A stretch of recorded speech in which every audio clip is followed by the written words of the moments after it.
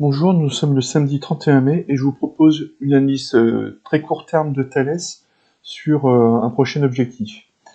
Donc Thales qui a connu une hausse spectaculaire de début d'année, là, de 6 janvier jusqu'à début mars, là, sur 2 mois, en fait, où l'action a littéralement explosé. Et ensuite elle a rangé dans ce range-là.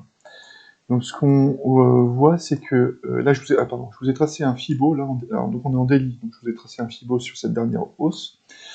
Ce qu'on voit, c'est que les 38% de premier arrêt ont été travaillés ici, ça a racheté immédiatement. Donc ça, je crois que c'était une annonce liée à Trump. Oui, c'est 7 avril, c'est ça. Mais quasiment aucun effet. Et sinon, ce qu'on voit surtout, c'est que le niveau 23%, dès qu'il était atteint, ça a racheté. Ça a racheté immédiatement. Donc ici, là, même avant, à ce niveau-là, et encore à ce niveau-là.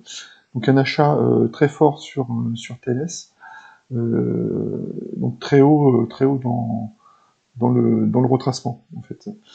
Donc voilà. Donc finalement, il y a eu un faux breakout ici, le 15 avril, mais qui a été reporté finalement, et donc ce breakout a eu lieu le 21 mai. Donc l'action est partie. Donc il y a eu on va dire un objectif logique qui est l'objectif lié au range. Donc je vous ai tracé en cyan ici, là. Donc qui a été d'ailleurs atteint, donc qui était à 275 €, qui a été atteint le 28 mai. Donc d'ailleurs on voit les traders court terme ont vendu directement dès que ça a été atteint. Donc on voit la mèche ici dans la journée. Je vous ai tracé d'autres objectifs, donc ici en noir. Donc c'est une extension de Fibonacci, pardon, que j'ai tracé par rapport à ce mouvement-ci là, et qui donne un premier objectif à 272 qui a été atteint, donc qui était proche de l'objectif du range. Et donc si le mouvement se confirme, qui serait autour de 296. Donc on peut espérer atteindre entre 295 et 300 € comme prochain objectif.